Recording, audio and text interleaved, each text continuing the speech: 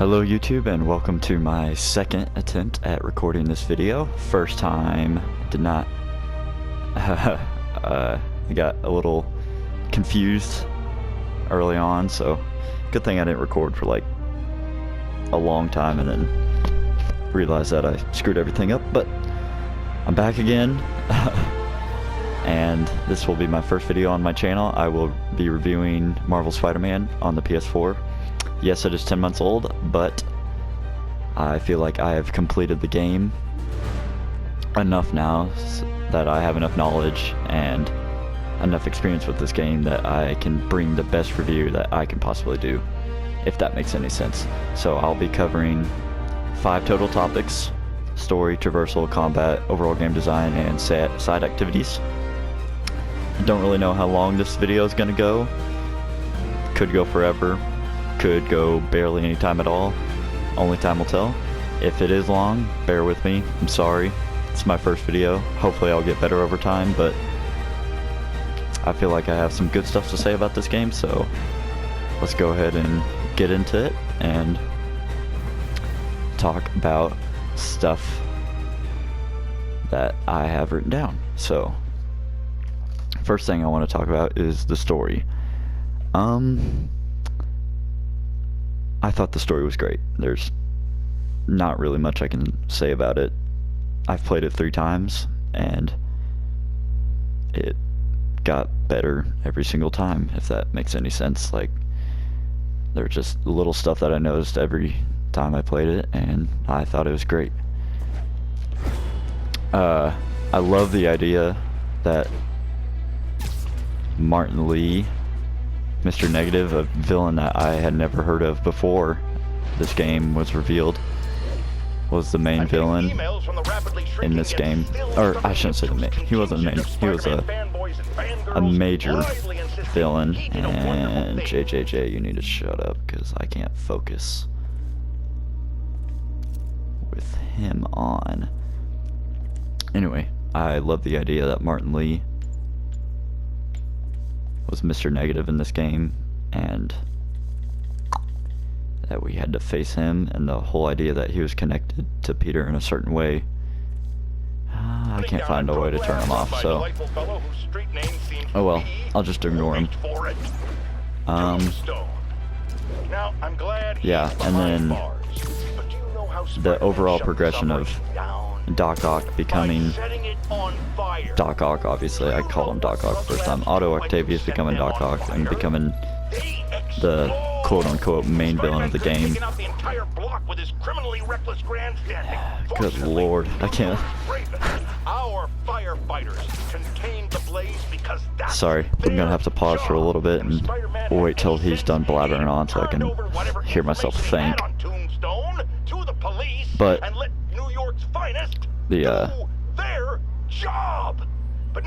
he busts all these guys out of the raft and they become the Sinister Six, and you have to face all of them. I thought it was great.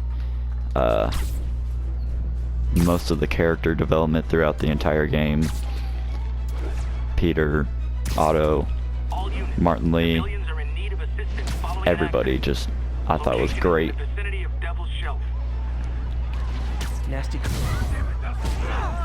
And that's all I really have to say about the story, honestly. Like, it is great.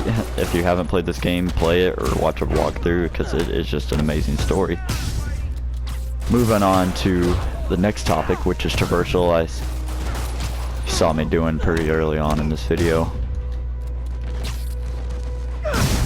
Traversal is amazing. It's the best traversal in a Spider-Man game ever, hands down. I'm sorry if you're a major Spider-Man 2 fan and you love the traversal in that game, but this game trumps it. Like, there's nothing you can really argue about that. This game trumps the traversal in Spider-Man 2. Yeah, there's nothing else to really say about that. The web swinging, the wall running, the web zipping, everything, the air tricks, just Spider-Man 2 was the original when it came to really good Spider-Man traversal, but this game is just way cleaner and just way better when it comes to traversal. So that's, I mean, I can't really go on about traversal forever. I could just say good things about it all day long, but after a while it would get repetitive and annoying. So I'm gonna go ahead and move on to combat, which is another one of my favorite aspects of this game, as you're about to see. I've always been a massive Batman Arkham fan, so I always loved the combat in that game and thought there would never be a game that would be able to trump it. And then I got my hands on this game, and I've tried to go back and play Batman Arkham, and I just realized that this game's combat is just better in every way. And maybe I'm a little biased since Spider-Man is my favorite hero of all time, but you can just do so much more combat-wise in this game than any of the Arkham games. Because, I mean, everything from gadgets to finishes like that, to web shooting, to punching them up in the air and finish them in the air, going airborne, just everything is just way beyond any Spider-Man game or any superhero game that has ever existed. So yes, the combat is smooth, fluent, everything that you could imagine about a Spider-Man game or a superhero game in general. So that's what I have to say on that subject. Moving on to overall game design. Again, may get a little repetitive, but the best that we have ever seen in a superhero game or Spider-Man game in general. Everything from the characters to the suits to the villains, or I guess that falls under characters, but city, levels, inside build, like everything is just wonderful. I'm gonna go ahead and find somewhere. There it is. Okay, I'll go ahead and find my way over to the top of the Empire State and just show how much detail and how much time and effort was put into making New York City in this game, because it's just phenomenal, just above par what could ever be done, or what has ever been done. I can't say what can ever be done, because I'm sure either the sequel or another video game will come out and trump it, but oh crap, I didn't mean to do that. Why is he doing it? Let's get to the top. Alright, here we go. Just scanning the city. Central Park, Oscorp, Upper Harlem, coming over here, just all the buildings, the bridges. Yes, the outside cities don't look that great. It just kind of looks like slabbed on there, but that's why they're outside cities. They're not actually really a part of the game. The Raft, where's Statue of Liberty over there, Freedom Tower. There's just so much going on in one place that just can't be described. The suits, absolutely love them. This first suit, or the main suit of the game, the advanced suit, is my second favorite Spidey suit of all time. I'll save my first favorite for maybe another video down the road, but second favorite is just phenomenal. And then the classic looks great. The Scarlet, I love the Scarlet Spider suit. The Negative's really cool. All the MCU suits are really cool too. That one, that one, that one, and that one. I really like that one. They added the Raimi suit, which no one thought they were gonna do, but gave us a little free Christmas present, which was amazing, and I remember using the suit for like 3 months or something like that. These were the movies that I grew up with, so I absolutely love that suit. The Fantastic Four suits are really, really cool. Anti-Ox suit, classic suit, the vintage comic book, like, I could go on and on, but the suits are just amazing in this game. The character designs are phenomenal. Peter, or Spider-Man, Mary Jane, Aunt May. I'm not a huge fan of the Shocker design, but oh well, I can get over that. Scorpion was really cool, Rhino was really cool, Electro, not the coolest Electro design I've ever seen, but still really cool. Vulture was really cool, Mr. Negative was amazing, Doc Ock was amazing, just everything was amazing.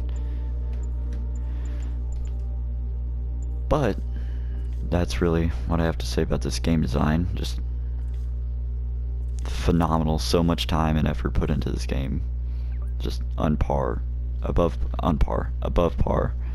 What could ever be done? What has ever been done so far? So I'll move on to my final topic, which is side activities, which I thought was amazing.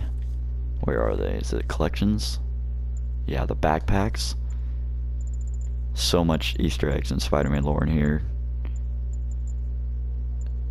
Just awesome. And maybe I'll go into more detail about that in a later video, but all I can say about it right now is just amazing. The Sandman, Mysterio, Rhino, Electro. What else? Lizard, Shocker, everything. The labs are really fun to do. I thought they were nice side activities. That was really fun to do. The side missions, I can't really remember all of them, but I thought there were some fun ones, and then I thought there were some just kind of meh ones, but still a little extra something to do to expand upon the the length of this game, which is always cool. And then the crimes are, as you can see, there's like almost 20,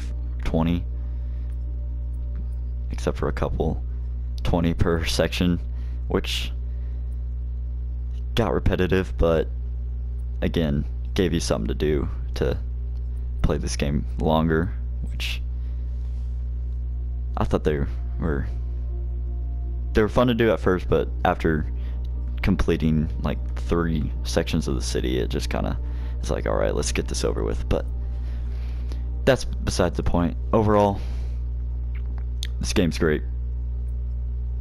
Definitely my favorite video game of all time. If you haven't played it, play it. If you can't play it, I'm sorry, that sucks, but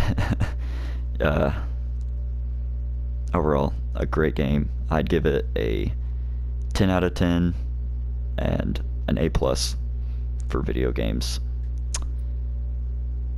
Main story wise, at least. I'm not going to be talking about DLC in this game, but main story wise, 10 out of 10, A+, a must play game. So thank you for watching this video if you made it all this way without getting bored, but thank you for watching, and I'll see you next video.